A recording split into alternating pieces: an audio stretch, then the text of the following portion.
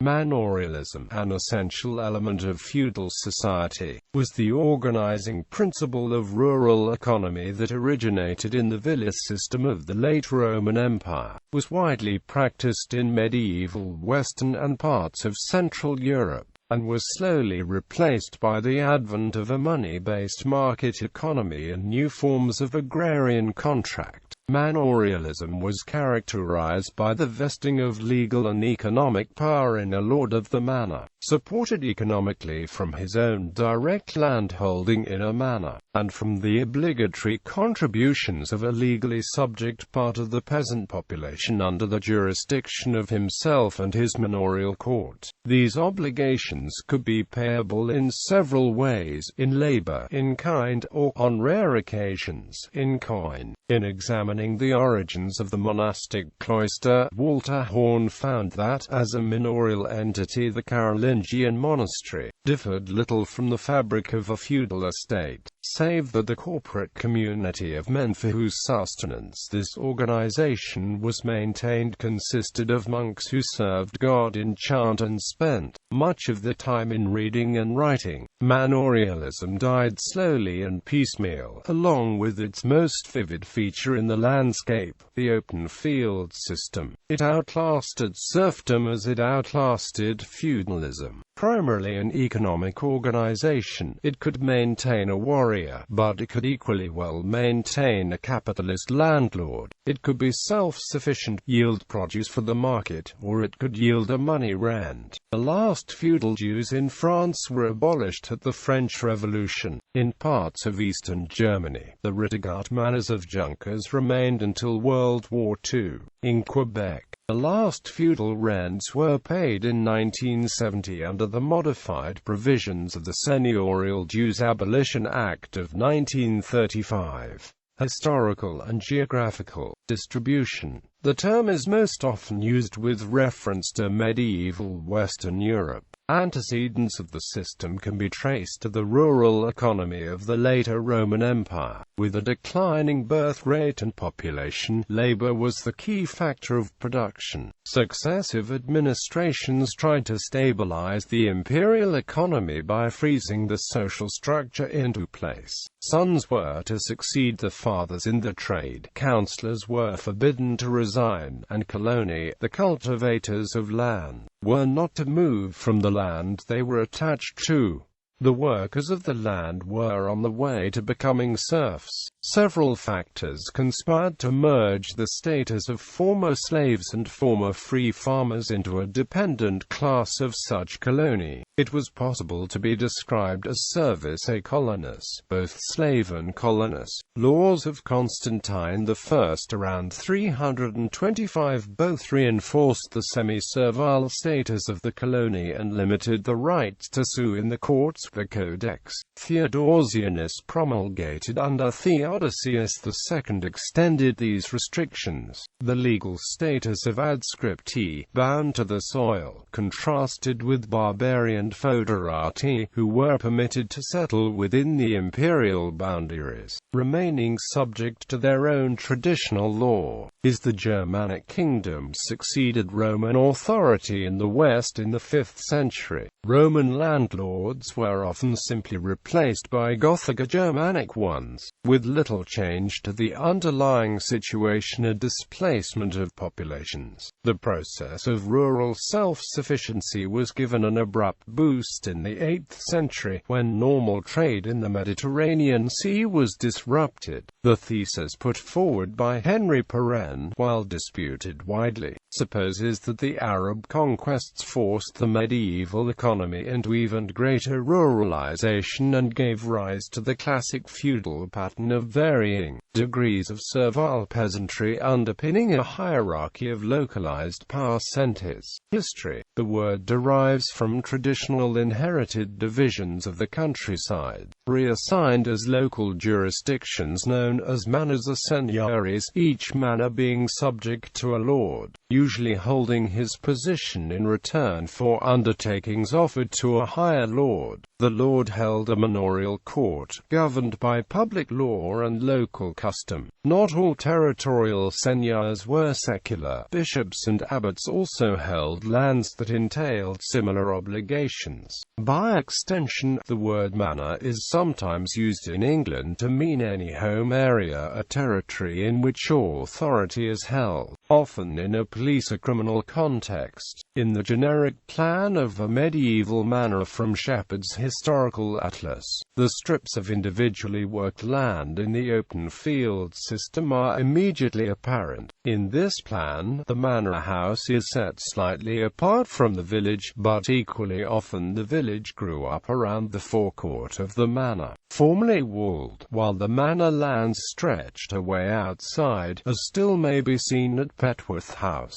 As concerns for privacy increased in the 18th century, manor houses were often located a farther distance from the village. For example, when her new house was required by the new owner of Harloxton Manor, Lincolnshire, in the 1830s, the site of the existing manor house at the edge of its village was abandoned for a new one, isolated in its park, with the village out of view. In an agrarian society, the conditions of land tenure underlie all social or economic factors. There were two legal systems of pre-manorial landholding. One, the most common, was the system of holding land allodially in full outright ownership. The other was a use of praecaria or benefices, in which land was held conditionally. To these two systems, the Carolingian monarchs added a third, the apprecio, which linked Manorialism with feudalism. The apprecio made its first appearance in Charlemagne's province of Septimania in the south of France, when Charlemagne had to settle the Visigothic refugees, who had fled with his retreating forces. After the failure of his Zaragoza expedition of 778, he solved this problem by allotting desert tracts of uncultivated land belonging to the royal fisc under direct control of the emperor. These holdings apprecio entailed specific conditions. The earliest specific apprecio grant that has been identified was at Fontjonchouse, near Narbonne. In former Roman settlements, a system of bills, dating from late antiquity, was inherited by the medieval world. Common features. Manors each consisted of up to 3 classes of land. Domain, the part directly controlled by the lord and used for the benefit of his household and dependents. Dependent holdings carrying the obligation that the peasant household supply the lord with specified labor services, or a part of its output, subject to the custom attached to the holding, and free peasant land, without such obligation but otherwise subject to manorial jurisdiction and custom, and owing money rent fixed at the time of the lease.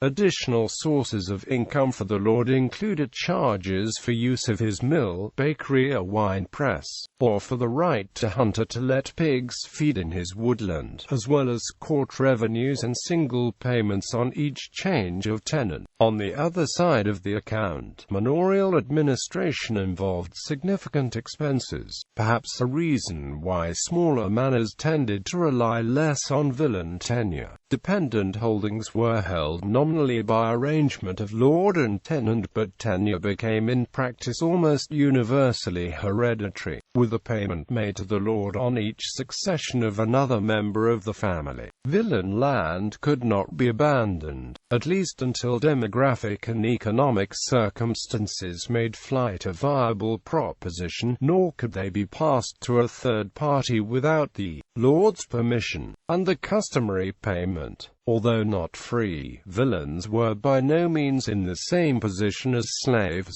They enjoyed legal rights, subject to local custom, and had recourse to the law subject to court charges, which were an additional source of manorial income. Subletting of villein holdings was common, and labor on the domain might be commuted into an additional money payment, as happened increasingly from the 13th century. This description of a manor house at Chingford Oxford, Essex in England was recorded in a document for the chapter of St. Paul's Cathedral when it was granted to Robert Le Moyne in 1265. He received also a sufficient and handsome hall well cailed with oak. On the western side is a worthy bed, on the ground a stone chimney, a wardrobe and a certain other small chamber. At the eastern end is a pantry and a buttery. Between the hall and the chapel is a side room. There is a decent chapel covered with tiles, a portable altar, and a small cross. In the hall are 4 tables on trestles. There are likewise a good kitchen covered with tiles, with a furnace and ovens, one large, the other small, for cakes, 2 tables, and alongside the kitchen a small house for baking. Also a new granary covered with oak shingles, and a building in which the dairy is contained, though it is divided. Likewise a chamber suited for clergymen and a necessary chamber. Also a hen-house. These are within the inner gate. Likewise outside of the gate are an old house for the servants, a good table, long and divided, and to the east of the principal building, beyond the smaller stable, a solar for the use of the servants. Also a building in which is contained a bed. Also 2 barns, one for wheat and one for oats. These buildings are enclosed with a moat, a wall, and a hedge. Also beyond the middle gate is a good barn, and a stable of cows, and another for oxen, these old and ruinous. Also beyond the outer gate is a pigsty. Variation among manors, like feudalism, which together with Manorialism formed the legal and organizational framework of feudal society. Manorial structures were not uniform. In the later Middle Ages, areas of incomplete and non-existent manorialization persisted while the manorial economy underwent substantial development with changing economic conditions. Not all manors contained all 3 classes of land. Typically, domain accounted for roughly a third of the arable area, and villein holdings rather more, but some manors consisted solely of domain, others solely of peasant holdings. The proportion of unfree and free tenures could likewise vary greatly, with more or less reliance on wage labor for agricultural work on the domain. The proportion of the cultivated area in domain tended to be greater in smaller manors, while the share of villein land was greater in large manors, providing the lord of the latter with a larger supply of obligatory labor for domain work. The proportion of free tenements was generally less variable, but tended to be somewhat greater on the smaller manors. Manors varied similarly in the geographical arrangement. Most did not coincide with a single village, but rather consisted of parts of 2 or more villages, most of the latter containing also parts of at least one other manor. This situation sometimes led to replacement by cash payments or their equivalents in kind of the domain labor obligations of those peasants living furthest from the lord's estate. As with peasant plots, the domain was not a single territorial unit, but consisted rather of a central house with neighboring land and estate buildings, plus strips dispersed through the manor alongside free and villein ones. In addition, the lord might lease free tenements belonging to neighboring manors, as well as holding other manors some distance away to provide a greater range of produce. Nor were manors held necessarily by lay lords rendering military service to the superior. A substantial share belonged directly to the king, and a greater proportion were held by bishoprics and monasteries. Ecclesiastical manors tended to be larger, with a significantly greater villein area than neighboring lay manors. The effect of circumstances on manorial economy is complex and at times contradictory. Upland conditions tended to preserve peasant freedoms. On the other hand, some upland areas of Europe showed some of the most oppressive manorial conditions, while lowland eastern England is credited with an exceptionally large free peasantry, in part a legacy of Scandinavian settlement. Similarly, the spread of money economy stimulated the replacement of labor services by money payments, but the growth of the money supply and resulting inflation after after 1170 initially led nobles to take back leased estates and to reimpose labor dues, as the value of fixed cash payments declined in real terms.